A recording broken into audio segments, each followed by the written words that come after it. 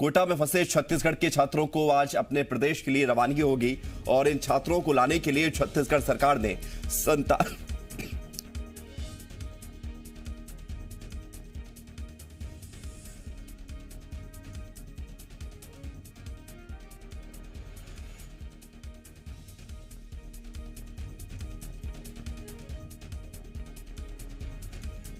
असुविधा से बचने के लिए अलग अलग क्षेत्र की बसों को अलग अलग समय पर और अलग अलग क्षेत्र से निकालने का निर्णय लिया गया है।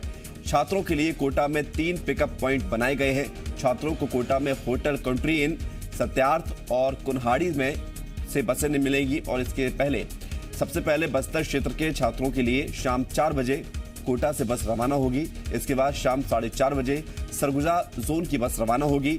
5:30 बजे रायपुर जोन की बसें कोटा से रवाना होंगी।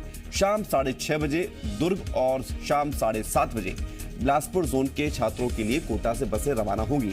बताया जा रहा है कि छत्तीसगढ़ पहुंचने के बाद बच्चों को 14 दिन क्वारंटीन में रखा जाएगा और फिर स्वास्थ्य जांच कर उन्हें अपने घरों में पहुंचाया जाएगा। जी मीडिया संवाददाता राजधानी रायपुर से हमारे साथ जुड़ रहे हैं सत्यप्रकाश। सत्यप्रकाश, अलग अलग टाइमिंग में अलग अलग जोन के छात्रों को छत्तीसगढ़ लाया जाएगा, क्या तैयारियां हैं और ये अलग अलग टाइमिंग की वजह क्या है? बिल्कुल, देखिए अलग अलग टाइमिंग इसलिए रखा गया है कि जो अधिकारी वहां पे गए हैं उन्हें सुविधा हो कहीं ना कहीं, क्योंकि वो हर जगह मौजूद रहें और उसकी मॉनिटरिंग कर पाए। 2 बसें सिर्फ स्वास्थ्य कर्मियों के लिए हैं और अधिकारियों के लिए है।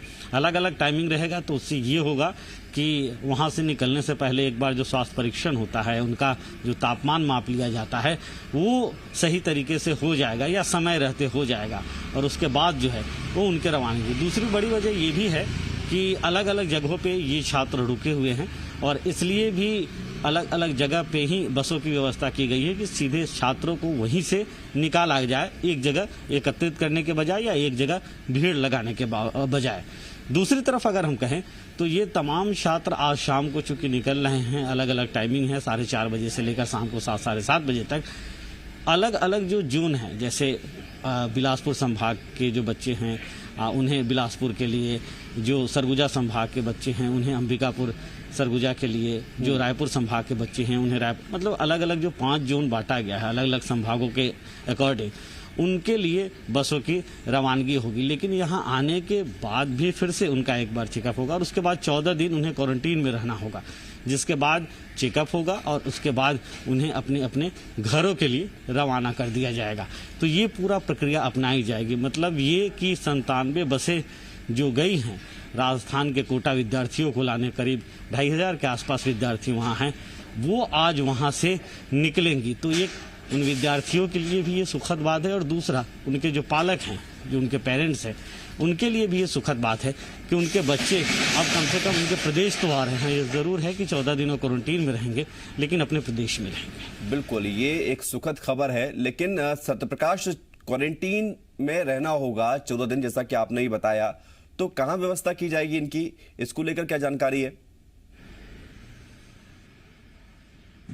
बिल्कुल, देखिए आधिकारिक तौर पे इसकी कोई विस्तृत जानकारी नहीं निकल के आई है, लेकिन मुझे जो लगता है, क्योंकि जिस तरह से अलग अलग समय पे बसों की रवानगी अलग अलग जोन को डिवाइड करके किया गया है, तो मुझे लगता है कि जो रायपुर जोन के छात्र होंगे, छात्राएं होंगी, विद्यार्थी जो मतलब रायपुर जोन के होंगे, उन्हें रायपुर में जहां भी क्वारंटाइन सेंटर तय किया गया हो वहां पे, बिलासपुर जो जोन के होंगे उन्हें बिलासपुर में, जो दुर्ग जोन के होंगे उन्हें दुर्ग में, मतलब अलग अलग संभागों के जो मुख्यालय है, मुझे लगता है वहीं पर उन्हें क्वारंटीन में रखा जाएगा। बिल्कुल सत्यप्रकाश, ये जो खबर है, निश्चित तौर पर कई जो पेरेंट्स हैं जो इस बात को लेकर चिंतित थे कि उनके बच्चे कोटा में फंसे हुए हैं, आ नहीं पा रहे हैं। शुरुआत यूपी से हुई, एमपी में भी ऐसा हुआ, छत्तीसगढ़ भी उसी राह पर है।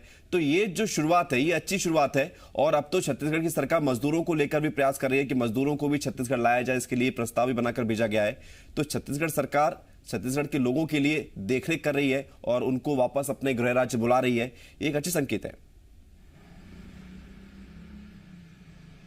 बिल्कुल, देखिए न सिर्फ कोटा के जो तमाम विद्यार्थी, जो प्रदेश के विद्यार्थी जो कोटा में फंसे हुए हैं उन्हें लाने की व्यवस्था हुई है, बल्कि इस बात की भी तैयारी सरकार स्तर पे है कि दूसरे राज्यों में भी जो विद्यार्थी फंसे हुए हैं उन्हें भी लाया जाए। हालांकि ये जरूर है कि जो आवश्यक प्रक्रिया है, आवश्यक प्रक्रिया अपनाने के साथ साथ जो राज्य स्तर पर तैयारी है, खासतौर पर बसें भेजने की, इसके अलावा नोडल अधिकारी नियुक्त करने की, ये सब तैयारियां जारी है।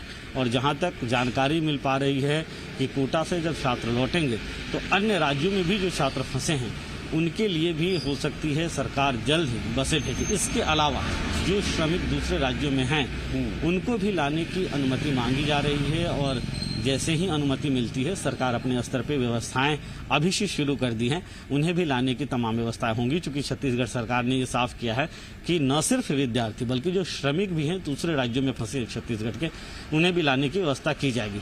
तो मुझे लगता है जल्द ही वो भी तस्वीर देखने को मिल सकती है।